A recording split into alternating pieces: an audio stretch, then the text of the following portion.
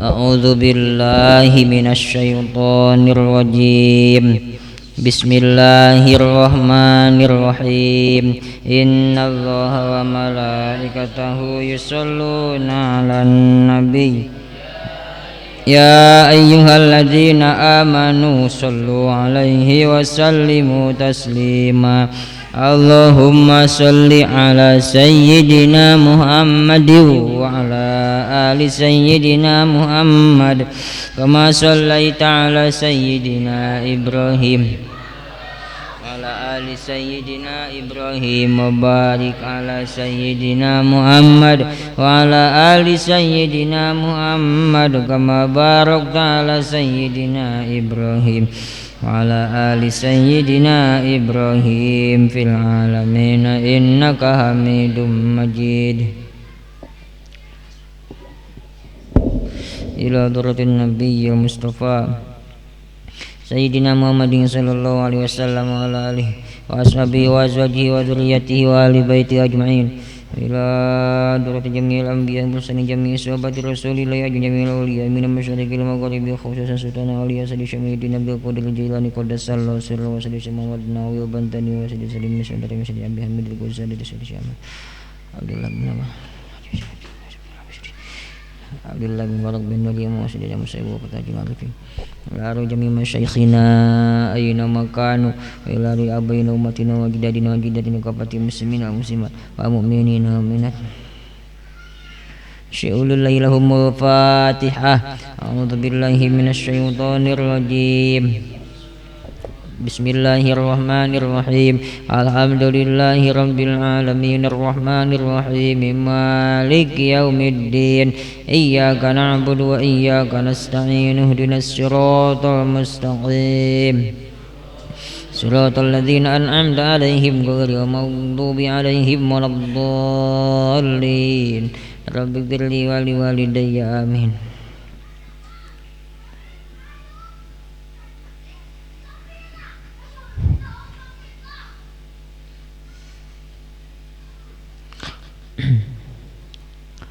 Bismillahirrahmanirrahim.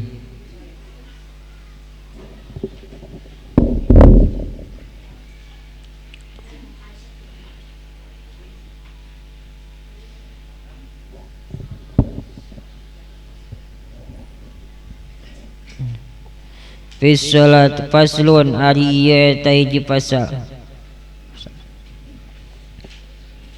Fis salatil muharramati min haitsul waqti wal fa'li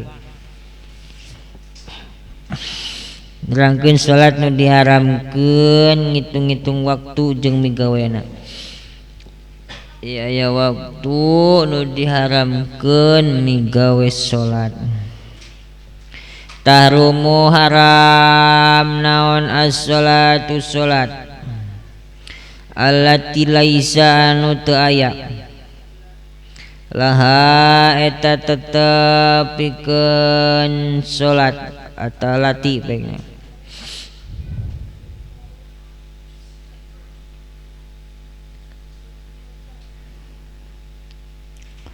laha eta tetepikeun lati salat naon sababun sabab mutaqaddimun anu miheulaan ieu sabab wala muqarinun sareng teu aya sabab anu ngabarengan fi khamsati awqatin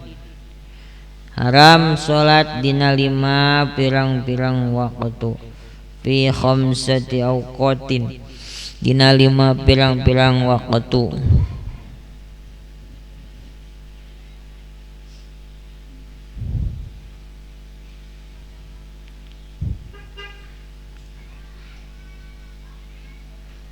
selamat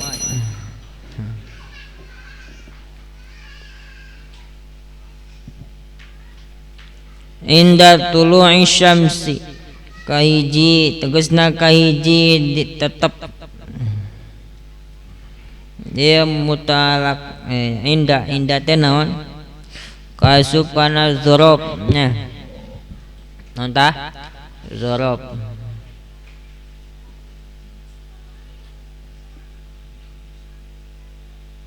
di dieu mah dzorobna indah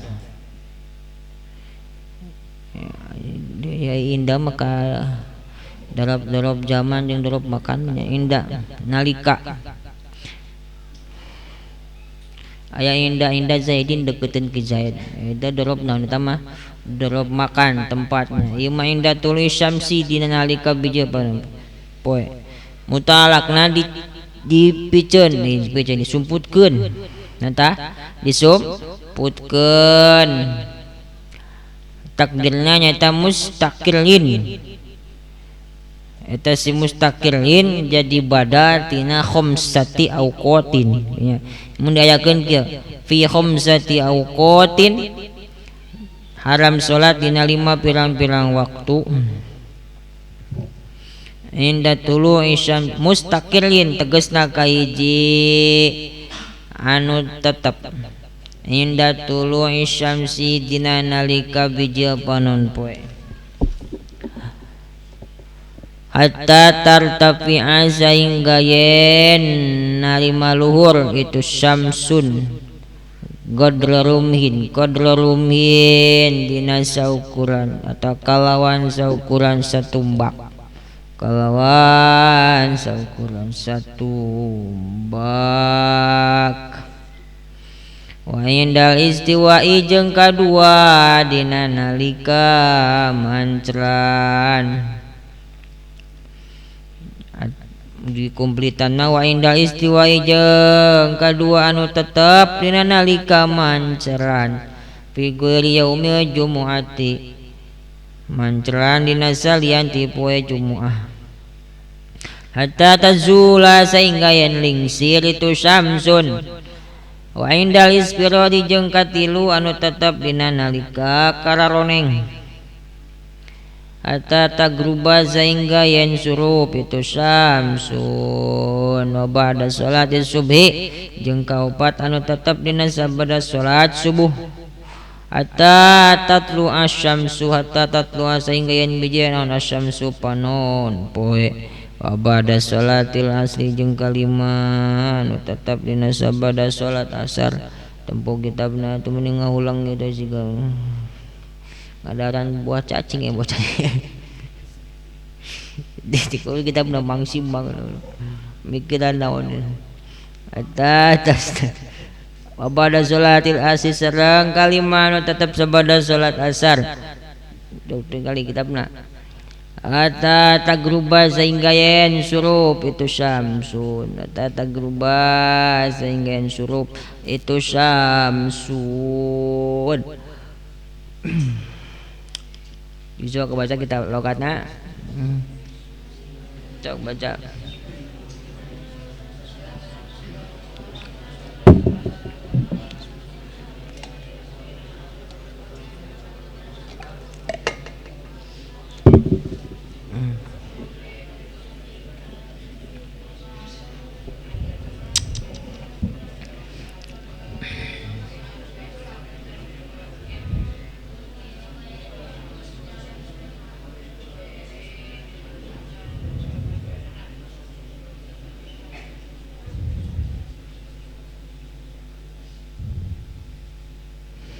nah ieu pasal yak nerangkeun sholatil muharramati salat yang diharamkan menghitung-hitung ngitung-hitung waktu jeung migawena bahasa lainna beunanya nerangkeun waktu-waktu anu haram migawe salat jadi aya waktu eta waktu teh ulah salat dinya mah ya. Tarumu as-sholatul lati laisa la sababun mutaqaddimun haram gawe salat ngan salatna teu kabeh salatnya kan henteu sakabeh salat haram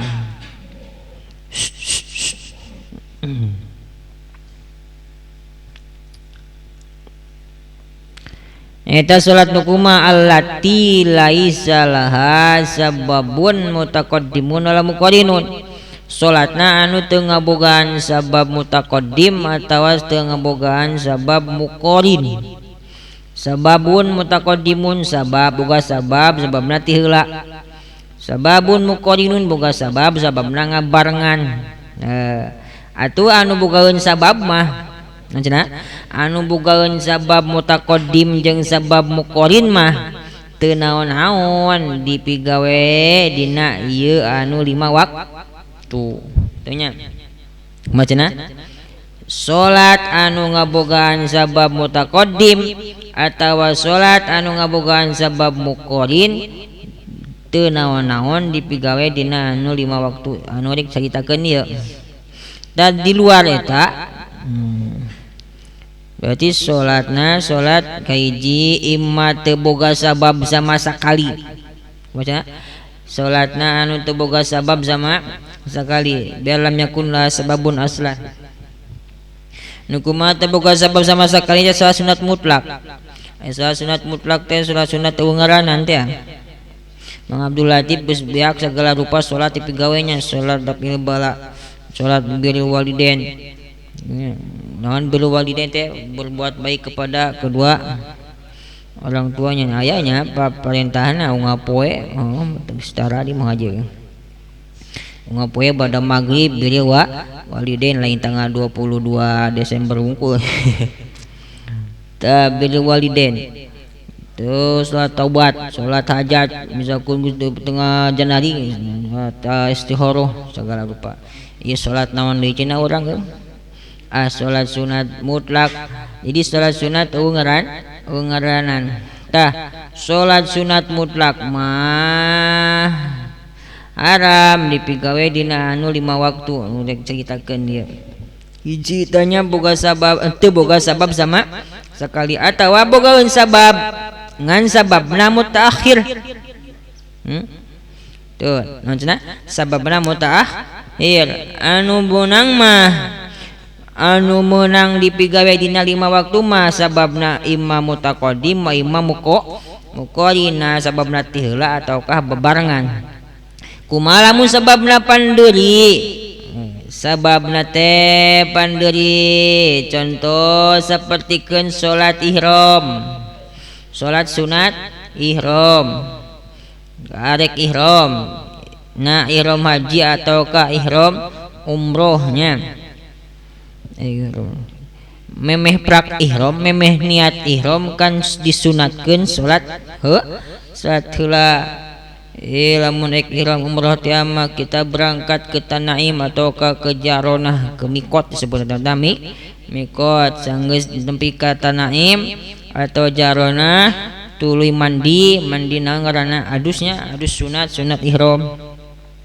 Sanggeus parat adus tuluy make pakaian ihram tuluy salat 2 rakaat ngaranna salat sunat ihram. Salat sunat karana arek ihramna geus can. Can berarti sababna pandeuri eta salat sunat. Salat sunat eta sababna pandeuri. Tanu kitu mah haram dipigawe dina anu 5 waktu. Teu meunang dipigawe dina anu 5 waktu. Tapi tadi dikecualikan tapi dikecualikan pigo di haram Makkah salian ti tanah haram Makkah. Kecuali di jeroeun tanah haram Makkah. Ya arek ihram di mana? Di luareun eta mah.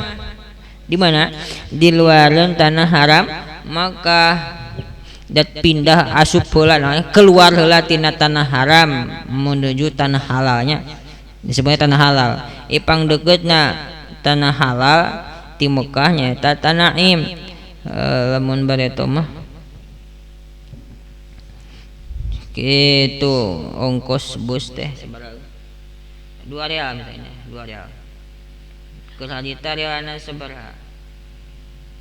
mah podi 2.500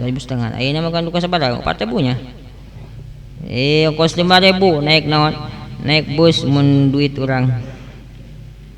pang dekeutna tanah halal jadi kudu kaluar heula ti mana tah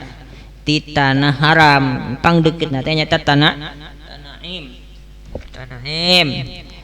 tuh berarti eta dikaluarkeun lain tanah haramnya tetap haram migawe salat ketika dina anu 5 waktu lamun salatna salat sunat ihram sabab eta bogaeun sababna sabab panderi khusus eta mah di mana tadi Arabnya wa istikharati sabab panderi keneh emang eta Mang Abdul salat sunat sababna panderi nyaeta salat sunat istikharah non istikharah teh aya talabi khairi amri dunya wal akhirah tegasna nyupri keadaan urusan dunia jeung urusan akhirat boga pilihan Bang Abdul boga pilihan rek mana gawe di mana gawena satu pabrikna di mana misalkeun di Jakarta ieu teh ke alus atawa henteu maka conglah kalinya salat sunat naon ngaranna istikharah minta petunjuk ke Gusti Allah apakah ia bagus atau henteu pami bagus maka tak Gusti mudah-mudahan Nabi takdirkeun bisa gawe di mana di eta pabrik pami teu bagus mudah-mudahan ulah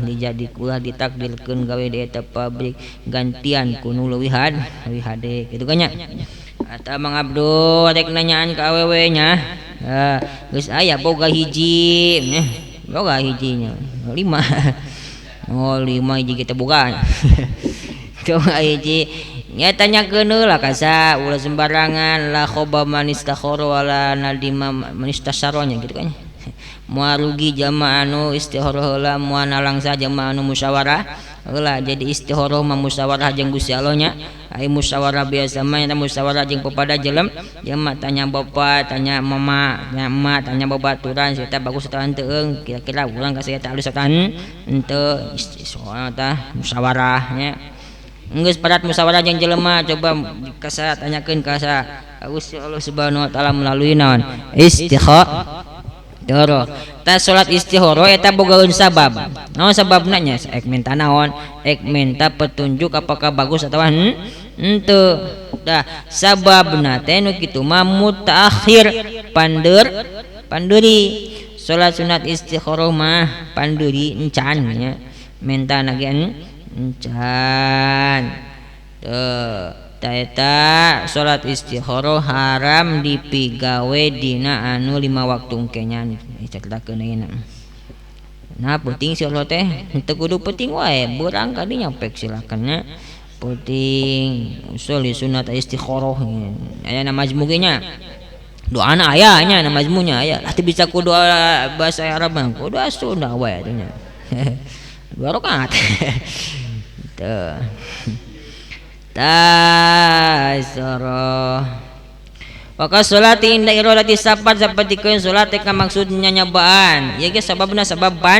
panderi Abdul Latif pada ka Jakarta maka disunatkeun salat sunat safar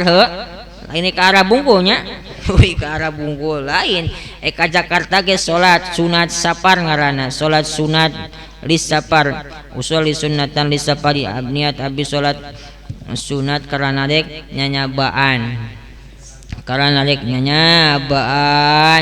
2 rakaat cukup ta eta salat sunat bogaeun sabab ngan sababna deuri kan memeh berangkatnya memeh nyaba teh salat heula berarti nyabana teh deuri salat heula tuluy naon tuluy nyaba ta sababna nu kitu mah sabab mutakhir sababna panderi haram dipigawe dina anu 5 waktu jadi ketika Mang Abdul Latif teh salat asar ka mana-mana dul ke Jakarta salat sunat safar atuh heula ih pamali ayeuna mah geus naon geus asar kita cenanya ceuk ieu kagok cenah urang mah ka Mekah cenah ieu nah ek naon ta aja ka Arab mah nya teh salat sunat safar heula ulah nya ta ulah geus naon mah geus asar atau atas naon tas subuh tas asar atau tas subuh ulah temenang dilaksanakan sanggeus asar atau sanggeus salat subuh kecuali disiasati seperti kieu balas ku hayang salat sunatnya balas ku hayang salat sunat safar pedah rek ka mana ari ka Arabnya setahun sekali tianya teu pedah ari ka Arab disiasati kumaha misalkeun indi ti imah geus asarnya misalkan ini teh ti imah teh geus naon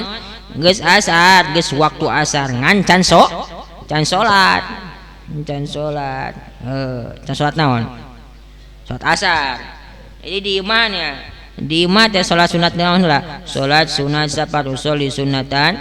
lis safari abi ingat abi salat sunat karena rek nyanya baan salat sunat safar geus pada salat sunat tuluy indit di perjalanan eureun lah. Nah di masjid eta di mana salat naon salat asarnya masuk disiasatina teh seperti kitu. Jadi salat sunat safar mah emang di mana di imahnya memeh naon memeh jerut turun di mana tah di imah di keluarnya nyanyabaan teh.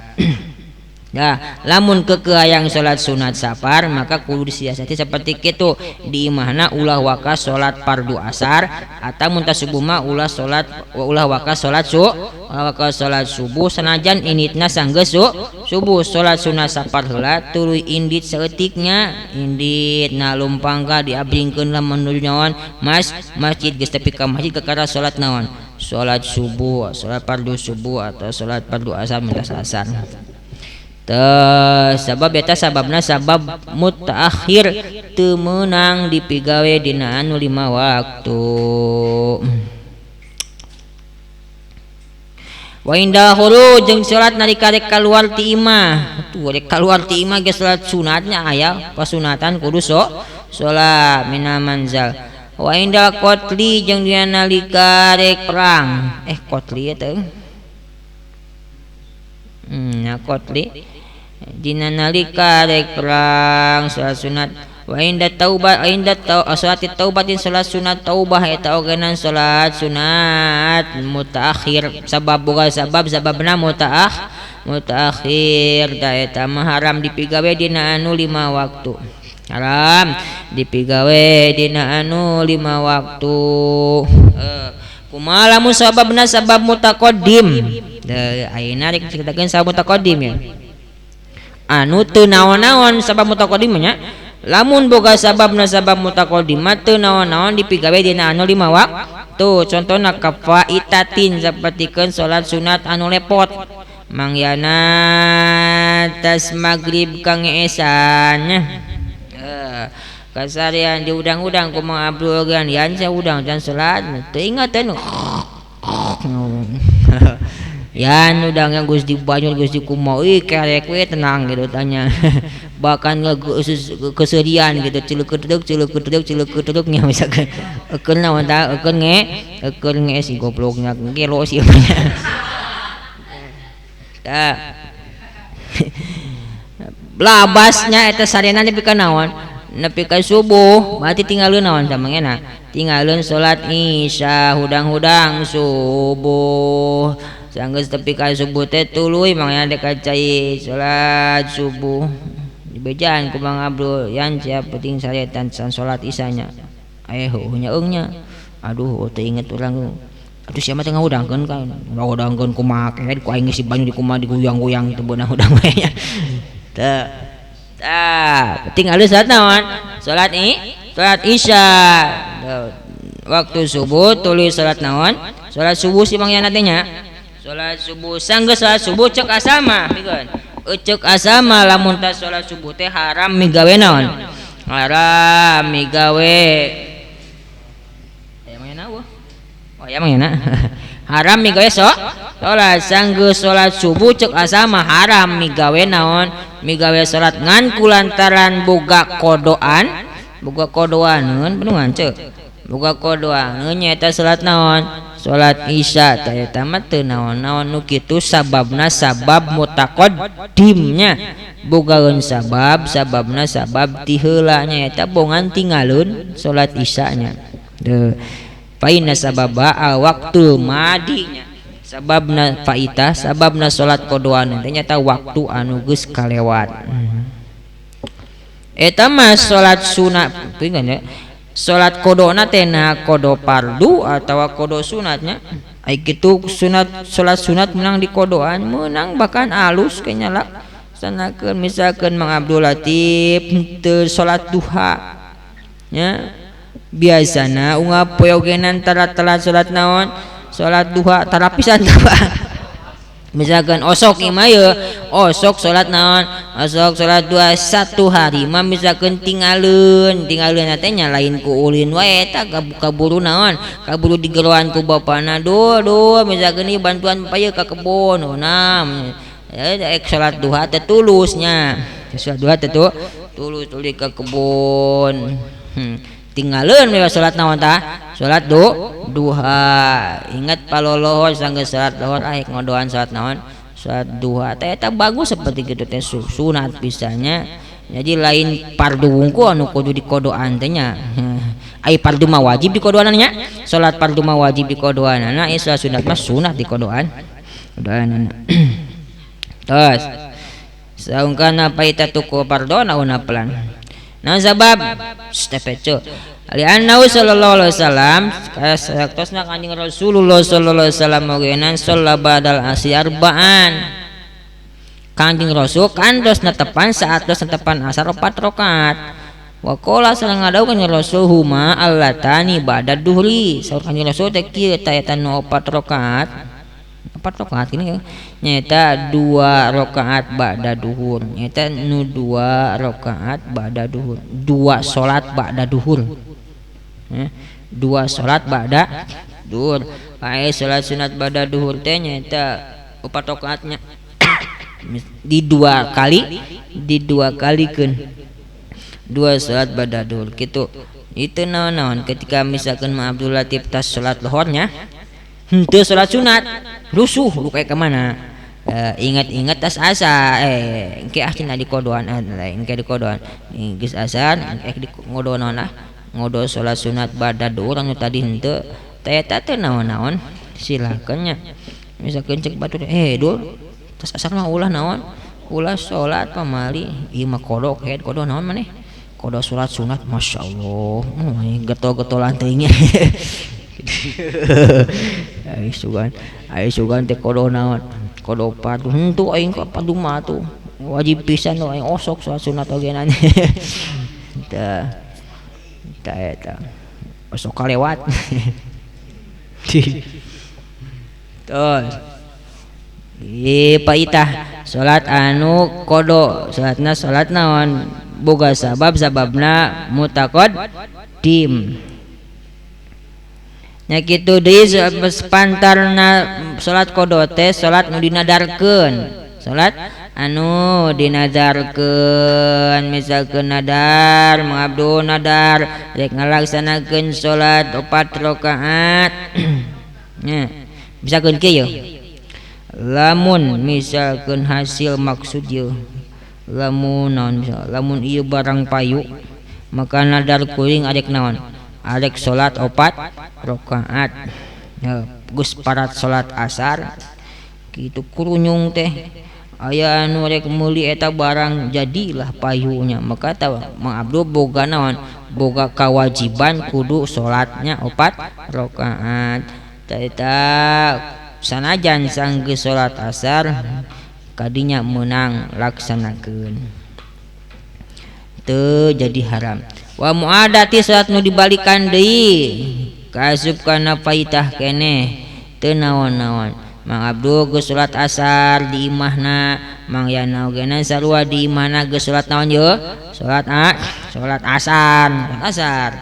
papanginya di jalan ka mana dul maneh ka masjid maneh ka mana ka masjid sarua berjamaah saatan geus maneh geus sarua geus urang ogeuna urang berjamaah teh yuk hayu balikan deui ngaranna salat muadah nya alus kikituan teh tujuan hayang meunang fadilah berjamaah tah teu naon-naon laksanakeun sanajan sanggeus salat asar muadah wa salati janazatin salat janazah ogeuna teu naon-naon misalkeun aya mayit boga naon salataneun sanggeus salat naon sanggeus salat asar pe kadinya laksanakeun teu naon-naon urang mah sok kumaha kieu teh ulang ngahajakeun teuing nya nya ulang ngahajakeun teuing misalkeun mayitna geus aya memeh asar ogenan atawa jelema teh kumpul di mana tah geus kumpul di masjid memeh naon memeh asar kaburu tulung-tung lah naon asar dina raraga ngajauhan salat sanggeus naon sanggeus asar urang salat mayit heula sok salat mayit heula sanggeus salat mayit kakara salat naon salat asar torojo teh aya nu rek salat di imahna geus salat asar mah eta teu naon-naon kadinya laksanakeun salat mayit sanajan geus salat asar. Wasajidati tilawatin sujud tilawah ogenan teu naon-naon dipigawe dina 5 waktu. Syukrin sujud syukur teu naon-naon dipigawe anu dina anu 5 waktu teu naon. Sujud syukur menang naon menang anugerah nya kedepruk naon sujud sanajan dina anu 5 waktu teu naon-naon dipigawe. Au muqarinun atawa nu dikecualikeun teh aya salat sunat anu bogaeun sabab-sababna muqarin bebarengan. Contoh salat istisqa. Istisqa teh eta menta naon? Menta hujan eta boga sabab-sababna bareng ya, bareng. Tah eta sanajan dipigawe sanggeus asar atawa sanggeus salat subuh atawa misalkeun keur pas biji panon poe pas mancran teu naon-naon dipigawe. Salat samagaha saruanya salat samagaha tos manana 5 waktu teh anu 5 waktu teh nyaeta hiji inda tulu'i syamsi nalika bijil panon poe hatta tartapiha qadra rumhin sehingga eta panon poe jangkung saukuraneun satumbak ni pas bijil panon poe ti mimiti terbit matahari sampai tingginya matahari seukuran setumbak. Ai seukuran satumbak teh nyata sab'atu azru'in 7 siku 7 naon 7 siku bidiril adami kalawan siku na jelema lain siku ucingnya siku jelema 7 sikueun jelema anu meujeuna 7 sikueun jelema anu meujeuna geuning cenah aya anu berpendapat 4 siku eta teh sikuna ummal siku jelema biasa masih 7 siku lamun siku ummal ummal teh naon lain ummalnya ummal teh nyata tukang digawe pandai tukang pandai ail hadid geus tukang besi eta tukang nyeunan bedog nya kan eta kabetotan naonna leungeuna kunaon ku martir nyaeungnya nya beuki panjang tah jadi 4 siku tukang naon panjang leungeun tukang madog eta mah nya panjang tangan eta mah tukang madog namanya istilah panjang tangan tap 4 siku tukang pandai eta teh akur jeung 7 siku jelema biasa tah satumbaknya teh sakitu tanya seukuranan 7 sikueun jelema biasa di jangkungna panon poe sakitu tah biroil ain gitu nya dina titinggalian panon untuk diukur kali itu kemana jauh jangkungnya diukur ke tempat nama tajang ukur saeutik ogenan pasti kumaha geus leuwih nya kayak geus sisigaan masiga sasiku menyaeungnya mun di basisir teh mah nempo panon poe jangkung teh kayak geus siga sakumaha siga sasiku tina naon tina cai lab-laban teh nya si panon poe misalkeun di kajauhan panon poe kayak geus siga kumaha tah siga saukuran sasiku bahkan siga sasenti tur pada mah di kanyataan mah wah geus sakumaha kan jadi tu nama duka sabaraha kilo duka sabaraha naon duka sabaraha ribu kilo nya meter lain kilo beratnya lain naon dan 7 siku teh dina panempopanon hiji nalika bijil panon poe nepi ka jangkungna panon poe saukuran satumbak haram migawe salat sunat mutlak atawa salat sunat sababna sabab akhirnya sababna sabab bandeuri kumaha lamun geus jangkung panon poe ngaluwihan satumbak tah eta mah pek nglaksanakeun salat Tuh. Berarti itu tempo jadwalnya jadwal kan aya nanti dina jadwalnya terbitnya berarti panon poe kakara naon kakara bijil terbit tenggelamat naon terbenam naon terbenam terbitnya kakara bijil berarti kudu daguan heula tanya teu bisa ngalaksanakeun salat daguan heula sakedeung lamun salat naon teh mah lamun salat sunat duha teh nya atau salat sunat isyraq daguan heula sakedeung tempoe jadwalnya aya nonta aya waktu subuh geuninnya terbit tuluy aya waktu duhanya waktu duha tadinya laksanakeun salat duha ayeuna osok alhamdulillah kita balagur osok salat sunatnya mudah-mudahan saya neng saluanya aja salat di imam diajak salat naon neng salat sunatnya salat sunat rasa kedeng ieu teu matak meakeun waktu setengah jamnya salat sunat ko tulis salat fardu tulis salat sunat salat sunat deui bacaan tuh atau ulah seperti kieu salat bari mawa naon bari mawa HP teuneun gigir gigirun nya tu kaganggu nyaung tuh terus wa indal istiwa kaduanya wa indal istiwa fi yaumil jumu'ati wallahu a'lamu bissawab subhana rabbika rabbil izzati amma yasifun walhamdulillahi rabbil alamin rabbil fa'na rabbi alimna alladhi yafa'una rabbi faqina wa qarabati lana fi dinina tawassana antar zukona wasi'a wa antar zukona amanna bitawassul